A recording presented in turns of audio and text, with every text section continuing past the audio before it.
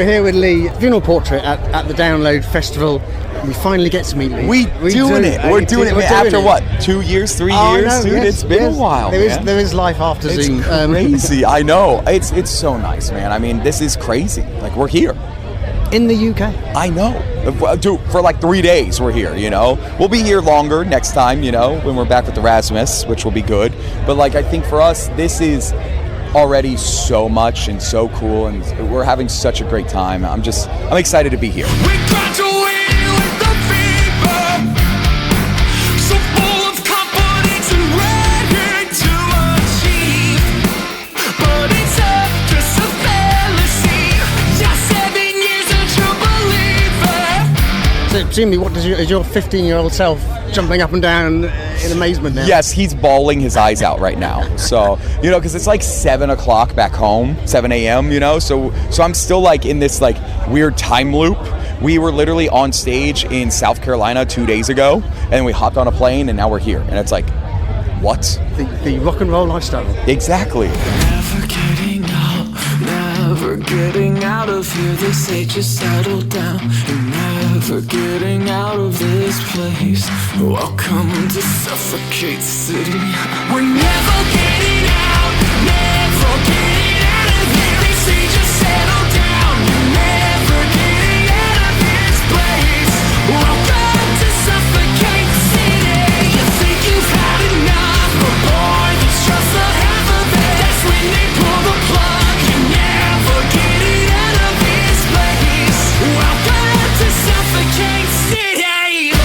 All these sort of firsts. I saw Z2 have now done a funeral portrait comic. Yes. Isn't that crazy? Yeah, so we have this whole thing coming out later this year. I think it's about the summertime. I think it will actually be released. But it's going to be, it's kind of the story of Suffocate City. And all the music videos kind of broken down together. Because presumably I'm looking forward to your headlining tour, perhaps not, you're back with Erasmus, but presumably we've talked about before the ability to tell the story that the videos portray. I guess The comic book is a good step in that direction. That's what we call our lore Bible, I guess, you know, and that's a big part. And then now it's going to be, what can we do live? You know, what can we bring it here today? There's not much. It's just the boys and me up there and rocking out, swinging our guitars, you know. We got the outfits, you know. So, but next time that we come, maybe we'll have a little bit of more production, and then next time we'll bring the whole get up when we do a headliner. How can I change my life when I only wanna die? You couldn't love me if you tried. You're so ugly when you cry. You're so bury me deep, 'cause all the world around me is so ugly. So do you feel a lot of pressure at playing a festival? Because presumably now is the chance to sell this band that a lot of people haven't heard of, but you're here with 50,000-60,000 people. You've got 25 minutes to make your mark. Yes, we're very excited. The thing is there's a lot of people talking. A lot of people are like, I'm excited for the funeral portrait. I'm excited for the funeral portrait. You know, I was over at Krang. I was over here. I was over there. I was over here. Like, and I'm like, everyone's like, no, like, you guys are like one of the bands everyone wants to see. I'm like, no, stop. Don't say that. Don't say that. Because like, for me, I don't know, we're just us. We're just us. How can I change my life when I only wanna die? You couldn't love me if you tried. You were so ugly when you cried. So bury me deep, 'cause all the world around me is so ugly. And the deluxe edition of the album is out now? Yes, it is. It came out yesterday. I don't know what day it is. It came out on the 13th. So that was yesterday, right? Yep. So it came out yesterday. It's got a bunch of new songs. It's got a live version of a song. It's got a demo version of a song. It's got a little bit of everything. And we talked about Ivan Moody, and you really have to add him to your contacts so you don't miss his calls in the future. Yes, exactly. That was so funny because he called, and I don't have his number saved yet.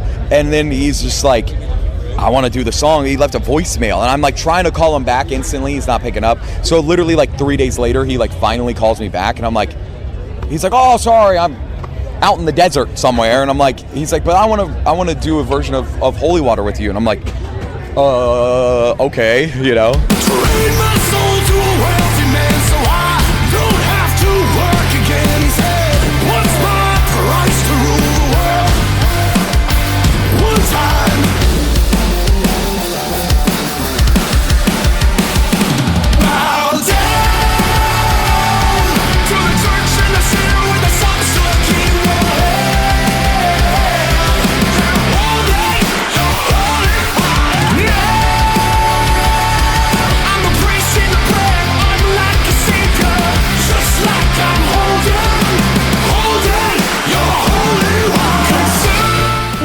of the songs you write about are about struggles through like your teenage years. Is it ever difficult having to almost relive that trauma when you're writing them and playing them live? You know, I think writing them is a little bit easier because we're kind of by ourselves, right? Like we all kind of sit in rooms together. There's maybe a few of us, you know, so it's not that difficult. The worst is performing. I think sometimes I get choked up, especially like doing a song like our song Hearse for Two, that's about my grandmother passing away, right?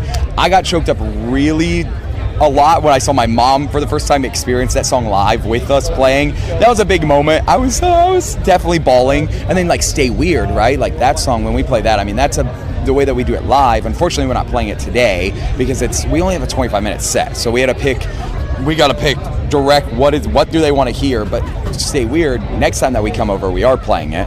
And it's like a piano ballad live. So we piano balladed and then it goes like full band, big. But for us, that is emotional, you know, and our set is emotional. That's how we do it. Stay weird. Don't let them change you.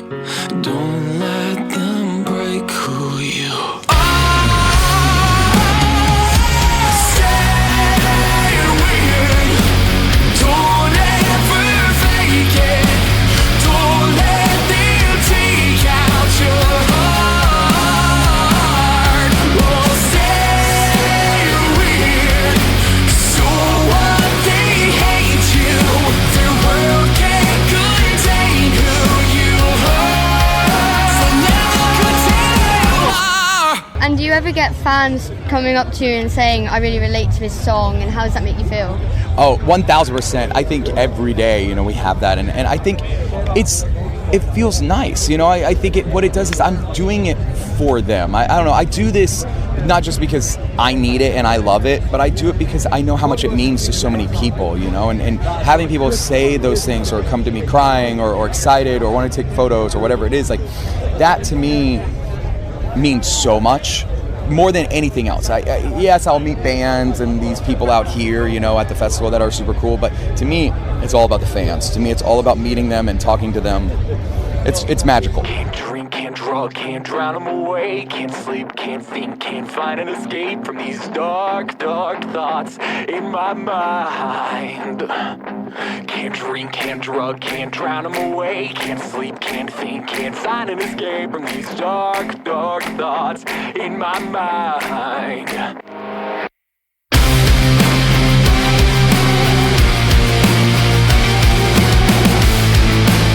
And so what next now? Now the deluxe edition has come out, you're playing this festival, you're back with Erasmus. What's anything else is happening for Funeral Portrait? Or now it's just working the album? It's just working. It's just a lot of touring, a lot of working, and then we'll see from there. We'll see maybe a new record next year. We'll see. And we get to see you back in November, December. Yep. Excellent stuff. Can't drug, can't drown them away. Can't sleep, can't think, can't find an escape from these dark, dark thoughts.